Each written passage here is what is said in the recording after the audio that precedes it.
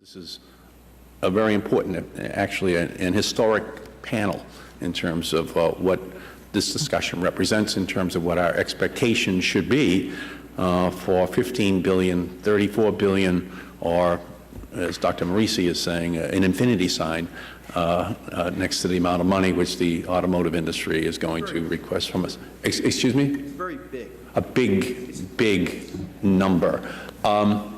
So let me go down and ask each of you this question. In testimony last week, Mr. Mullally at Ford and Mr. Wagoner at General Motors submitted plans to the Congress. Here's what the plan said. For Ford, they said that they would make a 26% fleet improvement by 2012. They would make a 36% improvement in their fleet by 2015. Here's what Mr. Wagoner said that General Motors would do for the money, that they would average 37.3 miles per gallon in their cars by 2012 and 27.5 miles per gallon for their trucks by 2012. Now, some very smart people at the Natural Resources Defense Council translated these standards into grams of CO2 per mile. When they did that, they found that these plans actually meet the California standard, which is being debated over whether or not there should be a waiver for California to impose these standards.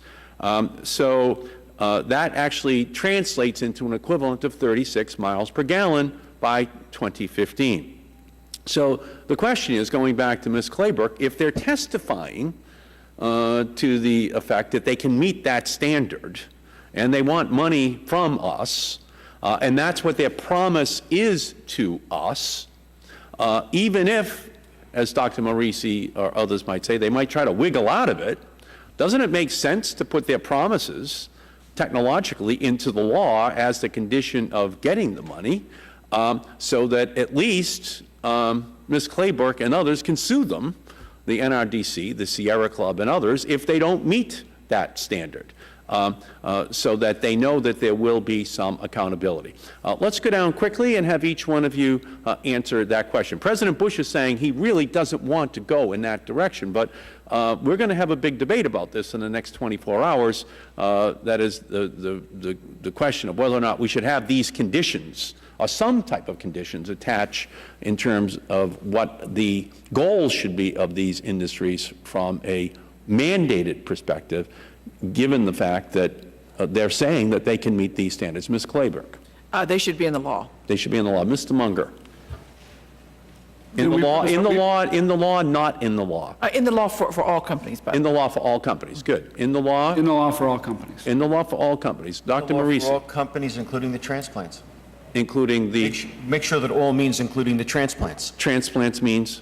The Japanese car manufacturers who operate here, the Germans, the Koreans, all those people that make cars here. Okay, good. Mr. Wardle. I think that, yes, that they should be included in the law. However, I think that the standards that, the figures that you have just described are woefully unimaginative for the future. There are companies already that can deliver cars with that corporate average. Mr. Wardle, you and Ms. Claybrook have already made this point, and that's why we have you testify. You are idealists who are testifying, but President Kennedy said to people who looked like me when I was 14 years old that our job in politics was to be idealists without illusions, and that's what that 15-foot gap between the witness table and those of us who are sitting up there represents. And so we try to do the best we can, given the incredible political opposition that is presented by very powerful institutions, including someone who sits in the Oval Office of the United States of America right now. So I agree with your vision.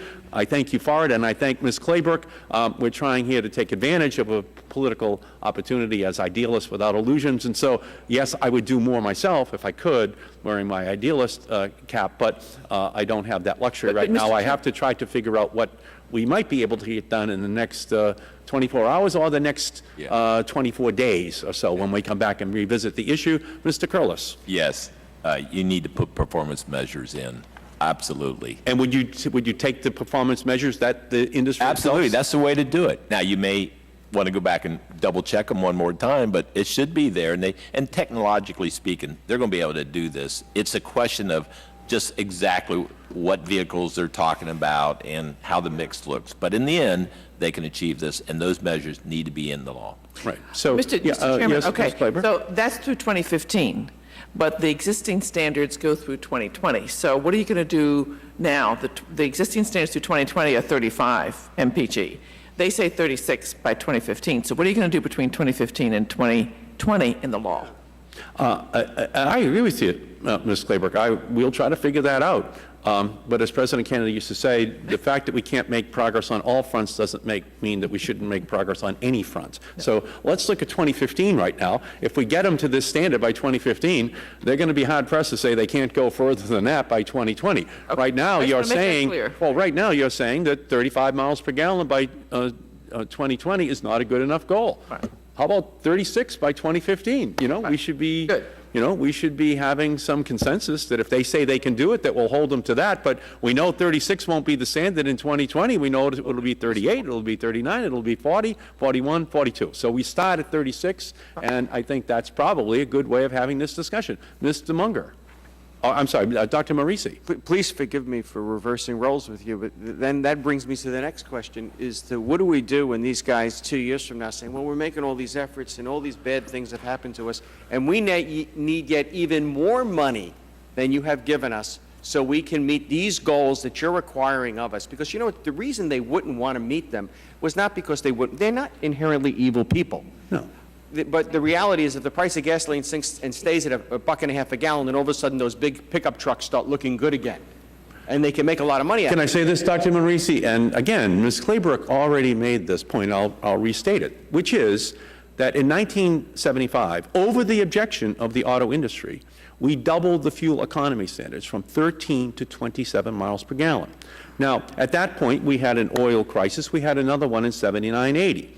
However, as she pointed out, beginning in 1977, when the rules began to be implemented, by the time we reached 1985, 86, we had gone from 13 to 27 miles per gallon. Now, a lot of that in the 80s was as the price of gasoline and a barrel of oil went down to $12 a barrel. But they were under a mandate, a federal mandate. Now, you say, well, what penalties are they going to have imposed if they don't have any money? All of that, I understand everything that you're saying, Dr. Marisi. But it happened once. And then successfully, they blocked any further increase in the fuel economy standards from 1986, 87, all the way until December of 2007, when my amendment passed, raising it to 35 miles per gallon. Now, believe it or not, it had gone backwards to 25 miles per gallon by 2007. So that 10 mile per gallon increase was the best we could do,